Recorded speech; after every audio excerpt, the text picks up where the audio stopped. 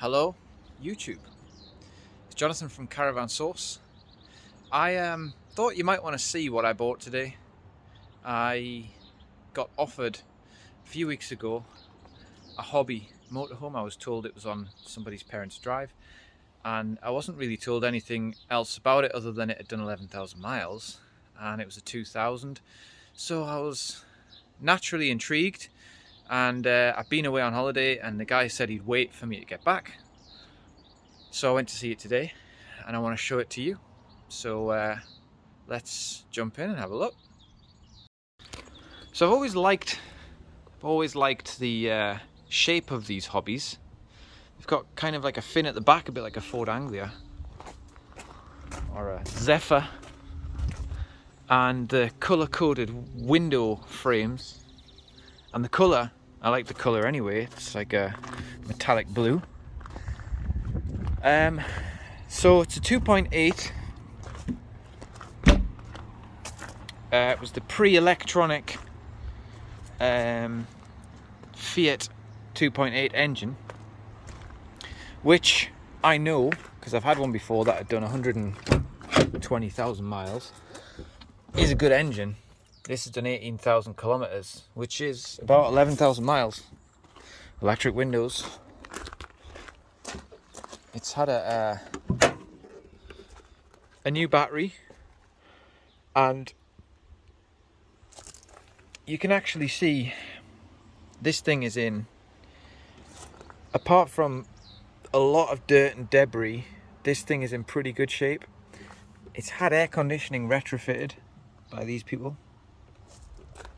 It's had an awning fitted by these people, who I'm going to look into because they seem like a genuine alternative to Fiamma. I don't know if they're more expensive than Fiamma, but they're still going and making awnings in the UK from what I can gather.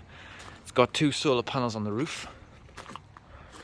It has sides for the awning as well, and things like that. That goes under the bed. It's got a big toolbar fitted because the guy he bought a brand new motorhome from Germany.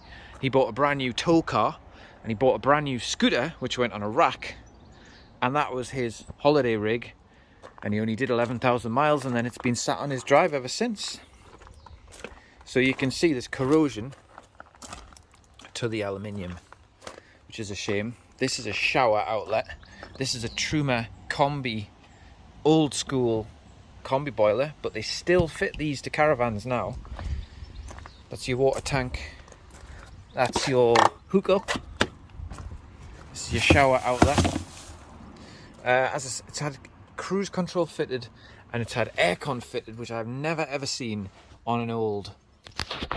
Look how new that gear stick still looks. And it had the obligatory Nokia hands-free kit from back in the day. There's these lens covers for the lights, which he's stuck things on to use abroad. The seats are in very good condition. I've seen this before, I don't know what that means. Presumably some safety testing, or the sports seats, I don't know, but they definitely hug the old ribs. They're like a sports seat on the twin armrests. So keep looking around. Underneath here is good. It's got front jacks and rear jacks. The steps, the sills, everything is immaculate. It's had new tyres all around. The front cross member is gone, completely gone. That'll need replacing, but I think they're only 80 quid on eBay. Oh, there it is. There it is. The front cross member is gone. But brake pipes and everything still look good. And the chassis underneath, I don't know if you can see, but the chassis is in great shape. Great shape. Oh dear, what's that? Oh, I don't know. Corrosion, quite a bit of it. And it's aluminium, so it's hard to get rid of it. / impossible to get rid of it. But new tyres. You wondering what this brush thing is? It's not a road sweeper. It's apparently to stop stones and mud and stuff hitting your tow car when you're traveling with a tow car. So this thing hadn't moved in 7 years, and I drove it today. It drove. The brakes worked. I'm not going to say they were 100%, but they certainly worked. I haven't even checked to see if the lights worked. I towed it with my trade plates. Let's not talk about that. Whether that was okay or not. CD changer. This pulls out into a double bed. This is a crazy kind of table thing, which looks like flips up. I'm not even going to attempt it, but there's hinges, so I'm guessing it flips under and up. There's a single seat here which is fixed to the ground. I don't think that there's any seat belts, because the guy said he took his kids away in it. And I know legally you don't need forward seat belts unless it's forward facing, but no, there is no seat belts back there. What there is though is evidence that the windows have been left open or the windows have let water in. But with a damp meter, they are showing as dry, as is somewhere that's clearly not been dry, this. And actually when I was driving, this was buzzing because there was clearly air getting through and vibrating the flaps. I've had a quick look internally. The old it's got 2 leisure batteries and a solar panel, and a big selector switch down there for switching between batteries or both leisure batteries. This is the old Trumatic C. This works. Lights work. There's no lights on the roof. I don't know if that was a German thing or like a hobby thing, but all of these lights work, and the bathroom lights work. Check that out. And these lights work, and the toilet lights work.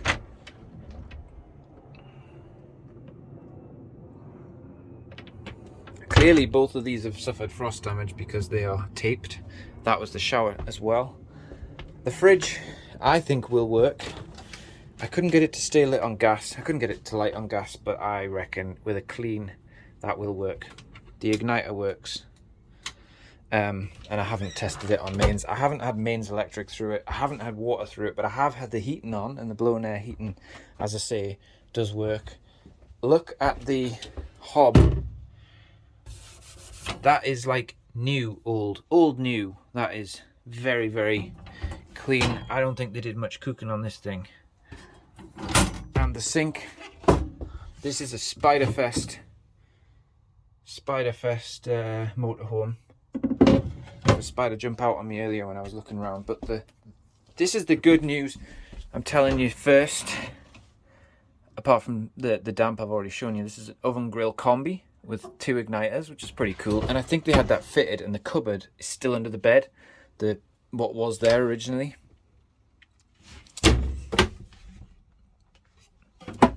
A double opening cupboard, which is pretty funky, and a double opening rack there, and a huge wardrobe. And I believe under here is a bin. Oh, a double bin. That is cool. And also these cabinets pull out and a lift up too. So I'm pretty pleased with my purchase. Finding something with 11,000 miles on it. You've got a French bed there. There's a top sheet, a sheepskin sheet, a mattress protector, and then the mattress, which is like new underneath. And yes, it does lift up, and there's awning stuff, and there was something like 5 flagpoles in there. There's a partition screen which comes across, but my foot is sinking into the floor here. I don't know if you can see that, but the floor is pooped. It is gone. And in my other videos, actually we haven't talked about delamination on floors. Quite often delamination is not a massive cause of concern. We fix delaminated floors. You would just drill the floor inject it and fix the problem.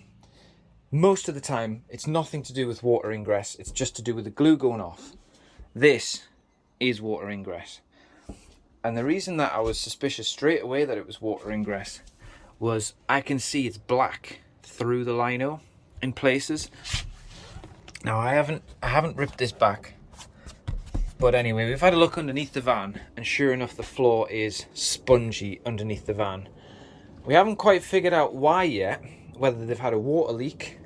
We know that there's been water leaks here on top of the floor, because it's in this area where the sink is. It's not on this side, it's this area. Whether they've left the pump running, it's absolutely saturated the floor, but I doubt it. It is probably some kind of water ingress issue. But the wall's dry, it's dry behind the cupboards, so something has caused that. And it's also soft down here as well. So we haven't looked into it yet, but if we have to pull the floors up, replace the floors, this is going to turn into a massive, and it's going to need a massive amount of repair and attention. So what should I do with it? I don't know what to do with it. Do I repair it? Do I sell it as it is? Do I keep it? Do I keep it, like, do it up as my own project? I love it. I really love it. For the amount that I paid for it, the fact that it's, you know, got such low miles. Is there another one of these out there with 11,000 miles on there? I doubt it. Aircon, cruise control. It is, to me, a really fascinating look back at what caravans and motorhomes were like in the 2000s, albeit it is the German side of things of being a hobby. But that floor and this wall, you know, all of this furniture would have to be removed. That wall would have to be fixed, put back together. This floor's all going to have to come up, be reboarded, top and bottom skinned. There is a heck of a lot of work involved. When you start ripping things apart, you find that the rot is, there's nothing left in structure, and you have to rebuild the structure of the thing. I mean, it's just gone. But it is weird, because when you get the damp meter on it, it's like 92% nothing. 92% nothing. It's like a circle where it all is, but it all goes underneath this raised floor. So would you have to rip all of that floor out and all of the bathroom out to get to the damp? Because underneath, this is where it's all damp. This is clearly a lot higher than the shower is there. But such a nice motorhome. It needs saving. Feel free to make me an offer, but it's gonna have to be a good one to persuade me to part with it, because this thing is just, other than the fact that it's got the bits of damp and the bits of floor needing doing, mechanically, it's not been run for 7 years, and I've just driven it, goodness, 10 miles, and it, cruise control worked 70 mile an hour on the motorway, on the A1, and the aircon doesn't sound like it works. But if I had the key, I would actually, let me grab the key and we'll start this thing and you can hear it yourself. So there's 3 keys and 2 keys for the lockers on the outside. It's, all the batteries are good, so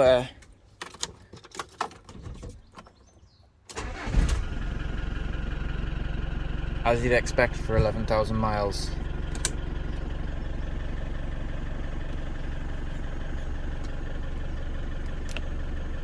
Did I hear the aircon clicking? No, I don't think I did. I don't think I heard the engine change. Curious to see if the lights work though.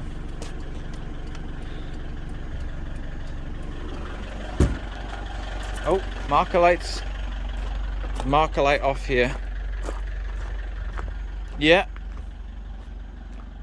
Indicators work, side lights work, number plate lights work. 1 rear marker light works. Oh no, both of them work. 2 marker lights, 3 marker lights. So they all work. And there's oh, it's a barbecue point. That is cool. There was a spare marker light, which makes me think that that back one needs replacing. But these things are pretty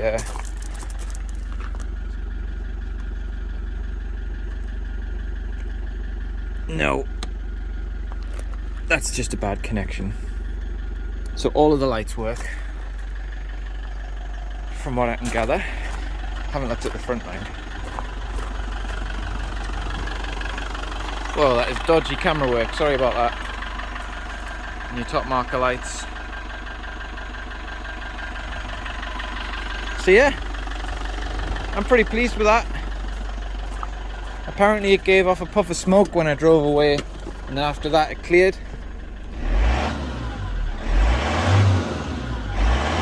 Just like that. So let me know in the comments what you think. What should I do with it? 2000 Hobby 750.